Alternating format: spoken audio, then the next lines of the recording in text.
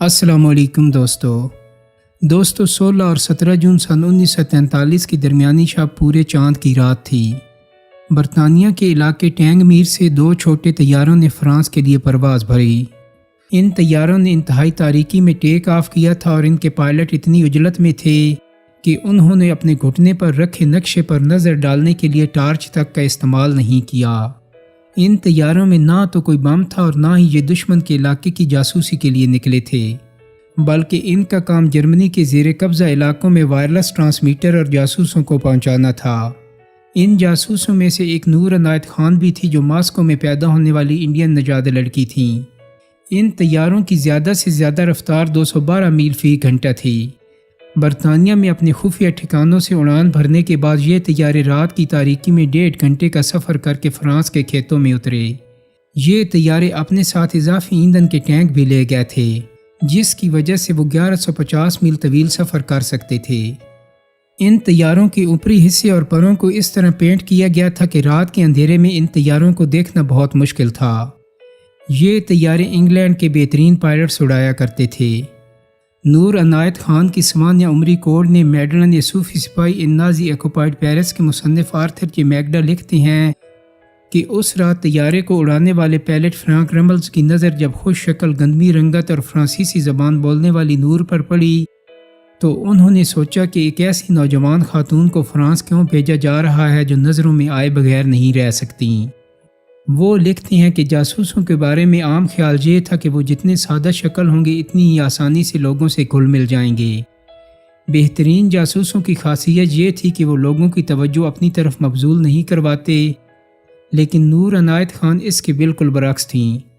ان پر نظر پڑتے ہی کوئی انہیں نظر انداز نہیں کر سکتا تھا۔ ان کے ساتھ تربیت حاصل کرنے والے ایک جاسوس نے کہا تھا کہ نور کو دیکھنے کے بعد انہیں کوئی نہیں بھول سکتا تھا۔ دوستو، نور عنایت کے والد ایک صوفی مبلغ تھے جبکہ ان کی والدہ ایک امریکی خاتون تھی۔ نور عنایت خان 1 جنوری سن 1914 کو سوویت یونین کے دارالحکومت ماسکو میں پیدا ہوئی تھیں۔ ان کے والد ہندوستانی تھے جن کا نام حضرت عنایت خان تھا اور وہ ایک صوفی مبلغ تھے۔ ان کی والدہ امریکی نژاد اورا رے بیکر تھیں جنہوں نے اپنا نام بدل کر امینہ شاردا بیگم رکھ لیا تھا۔ نور کا تعلق میسور کے بادشاہ ٹیپو سلطان کی اولاد سے تھا۔ نور عنایت خان کی ایک اور سوانح عمری سپاہی پرنسس دی لائف آف نور عنایت خان کی مصنفہ شرابنی باسو کہتی ہیں کہ نور ایک دبلی پتلی اور خوبصورت لڑکی تھی۔ ان کا قد 5 فٹ 3 انچ تھا۔ انہیں موسیقی کا بہت شوق تھا۔ ان کے ایک بھائی کا نام ولایت خان تھا جنہیں وہ بھائی جان کہہ کر پکارتی تھیں۔ اگرچہ نور کی والدہ امریکی تھیں لیکن نور کی پرورش ہندوستانی ماحول میں ہوئی تھی۔ عنایت خان اپنے بھائیوں سے ہندی میں بات کرتے تھے، اس لیے ان کے دونوں بچے ہندی اور اردو سمجھتے تھے۔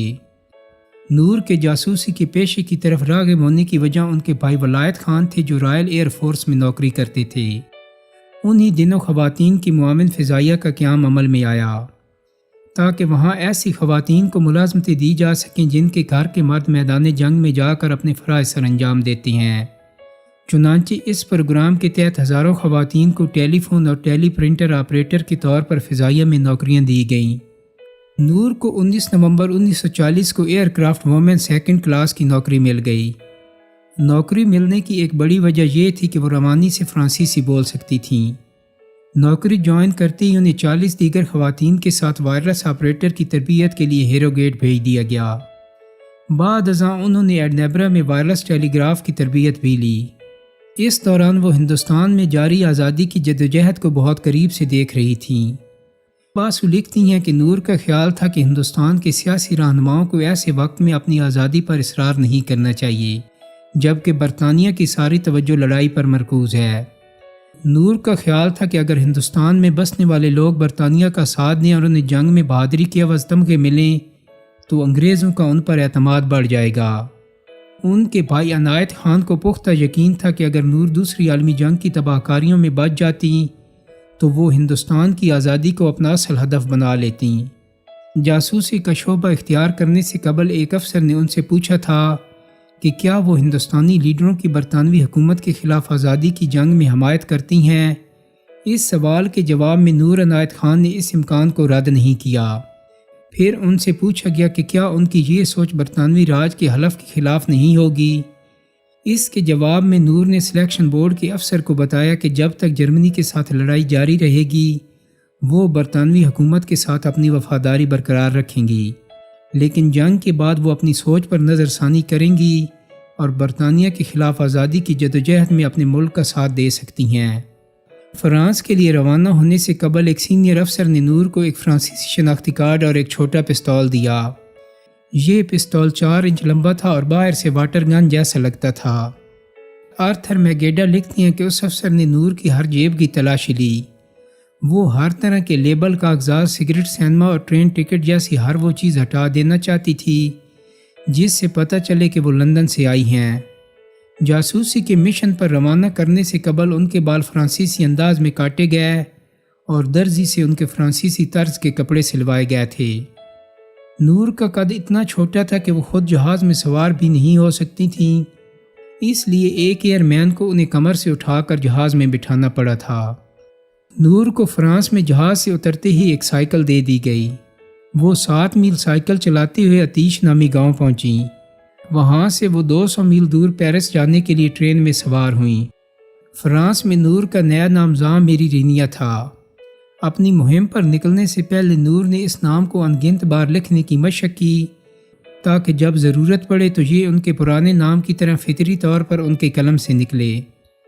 برطانیہ کے جاسوسی حلقوں میں ان کو ایک نیا نام میڈلین بھی دیا گیا تھا۔ نور کے فرانس پہنچنے کے چند ہی دن میں نازیوں نے نور کے نیٹ ورک کے لگ بھگ تمام جاسوس ایجنٹوں کو گرفتار کر لیا تھا۔ اگلے چند ماہ کے دوران نور فرانس میں واحد برطانوی ایجنٹ رہ گئی تھیں۔ انہوں نے اپنی جان خطرے میں ڈال کر جرمن فوجیوں کے بارے میں خفیہ معلومات انگلستان بھجوائیں۔ وہ فرانسیسی ریزیڈنٹ موومنٹ کی سرگرمیوں کی مکمل خبریں بھی برطانیہ کو پہنچاتی رہیں۔ انہوں نے ان کے لیے برطانوی جاسوسوں کے قاصد کا کام بھی کیا۔ آرتھر میگیڈا لکھتے ہیں کہ خفیہ سیل سینما کے لیے کام کرتی ہوئے نور ہر اتوار کو صبح 9:05 پر لندن پیغامات بھیجتی تھیں۔ بدھ کو پیغامات بھیجنے کا وقت 2:10 ہوتا تھا، جبکہ لندن سے انہیں ہر صبح 6 بجے اور دوپہر 1 بجے پیغامات بھیجے جاتے تھے۔ وہ اپنے فلیٹ کا دروازہ اسی وقت کھولتی تھیں جب آنے والا ان سے کوڈ ورڈ میں پوچھتا، کیا میں اورا کی بیٹی زان میری سے مل سکتا ہوں؟ نور جب فرانس پہنچی تو وہ اپنا ٹرانسمیٹر اپنے ساتھ نہ لے جا سکیں۔ 21 جون کو بی بی سی نے اپنی نشریات میں کوڈ لینگویج میں کمشنر بیکمس اسٹاک بروکرز کا پیغام انہیں دیا۔ اس کا مطلب یہ تھا کہ اس رات 2 ریڈیو سیٹ اور نور کا سوٹ کیس پیراشوٹ کے ذریعے کھیتوں میں گرایا جائے گا۔ نور اس جگہ پہنچ گئی جہاں ان چیزوں کو پیراشوٹ کے ذریعے گرایا جانا تھا۔